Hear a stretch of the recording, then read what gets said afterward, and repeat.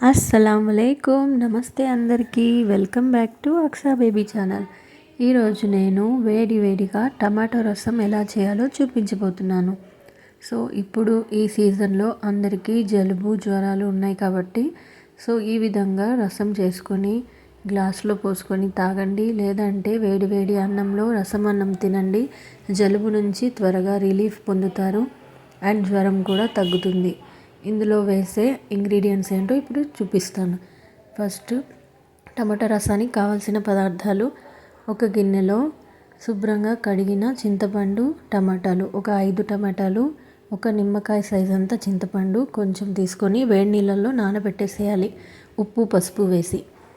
తర్వాత పక్కన పెట్టుకొని ఒక ప్యాన్ తీసుకొని అందులో కొంచెం జీలకర్ర, ఒక 2 స్పూన్స్ జీలకర్ర, 1/2 స్పూన్ ధనియాలు, తర్వాత ఒక స్పూను మిరియాలు, మూడింటిని వేసి లైట్గా వేయించుకోవాలి. ఇప్పుడు ఇందులో కొంచెం కందిపప్పు వేసుకోవాలి. కందిపప్పు వేసి ఫ్రై చేస్తే రసం చాలా టేస్టీగా ఉంటుంది. ఇంకొకసారి కూడా మళ్ళీ ఇలాంటి రసాన్ని మీరు ట్రై చేస్తారు. ఇది కొంచెం వేగాక పక్కన పెట్టుకొని చల్లారనివ్వాలి. ఇది చల్లారిన తర్వాత ఒక మిక్సీ జార్లోకి ట్రాన్స్ఫర్ చేసుకోవాలి. మిక్సీ జార్ తీసుకొని ఇందులో ఇది వేసేసి గ్రైండ్ చేసుకోవాలి. ఒక 2 ఎండుమిర్చి వేసి గ్రైండ్ చేసుకోవాలి. కారం సరిపోతుంది 2 ఎండుమిర్చితో, ఎక్కువ కారం అవసరం లేదండి. ఇందులో మిరియాలు కూడా వేసాం కదా. ఇప్పుడు ఇలా గ్రైండ్ చేసుకున్న తర్వాత దీంట్లో పచ్చి కరివేపాకు అండ్ అలాగే వెల్లుల్లి రెబ్బలు పొట్టు తీయకుండానే వేయాలండి. పొట్టు తీసి వేస్తే పేస్ట్ లాగా అయిపోతుంది. వెల్లుల్లి రెబ్బలు, తర్వాత ఇంగువ వేస్తేనే టేస్ట్ బాగుంటుంది. రసం గుమగుమలాడుతుంది, చాలా టేస్టీగా ఉంటుంది. దీన్ని కూడా కొంచెం మళ్ళీ ఒక్కసారి బరకగా తిప్పుకోవాలి మిక్సీలో. కొంచెం చూసారు కదా, కచ్చాపచ్చగా ఉండాలి. దాని తర్వాత వచ్చేసి మనం నానబెట్టుకున్న టమాటాలు, చింతపండు, టమాటా పైన తొక్క తీసేసి బాగా స్మాష్ చేసేయాలి మెత్తగా.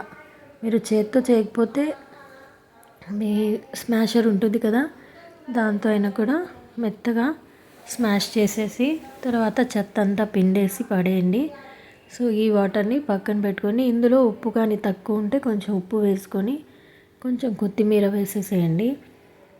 తర్వాత దీన్ని ఒక స్టవ్ పైన ప్యాన్ పెట్టుకొని కొంచెం ఆయిల్, 2 స్పూన్స్ ఆయిల్ వేసి, ఎక్కువ ఆయిల్ అవసరం లేదు, కొంచెం ఆయిల్ చాలు రసానికి.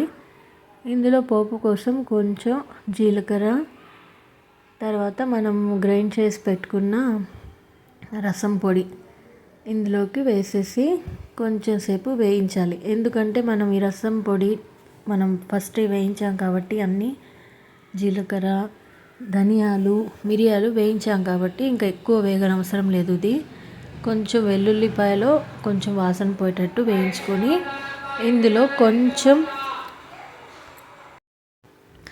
ఇందులో కరివేపాకు వేసి బాగా ఫ్రై చేసి ఇప్పుడు మనం పక్కన పెట్టుకున్న చింతపండు, టమాటో రసాన్ని దీంట్లోకి వేసేయాలి. ఇది దీంట్లో వేసిన తర్వాత హై ఫ్లేమ్లో పెట్టి మూత పెట్టేసి బాగా ఒక 10 మినిట్స్ వరకు వేడి చేసుకోవాలి. ఎక్కువగా బాయిల్ అవ్వకూడదు రసము. లైట్గా బుడగలు వచ్చేంత వరకు పెట్టేసి స్టవ్ ఆఫ్ చేసేయండి.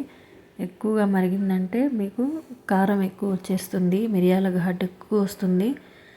ఎక్కువ మరిగించొద్దు, లైట్గా వేడైందంటే ఆఫ్ చేసేయండి. గ్లాస్లో పోసుకొని జలుబు ఉన్న వాళ్ళు తాగండి, చాలా రిలీఫ్ వస్తుంది. ఉప్పు తక్కువైతే ఉప్పు వేసుకోండి. పులుపు అయితే సరిపోతుంది. కొంచెం చింతపండుకి ఒక 5 టమాటాలు వేసాను కాబట్టి పులుపు సరిపోతుంది. ఫస్ట్ టైం మన ఛానల్ని ఎవరైతే చూస్తున్నారో వాళ్ళు తప్పకుండా సబ్స్క్రైబ్ చేయండి, లైక్ చేయండి, షేర్ చేయండి. రసం ఎలా ఉందో నాకు కామెంట్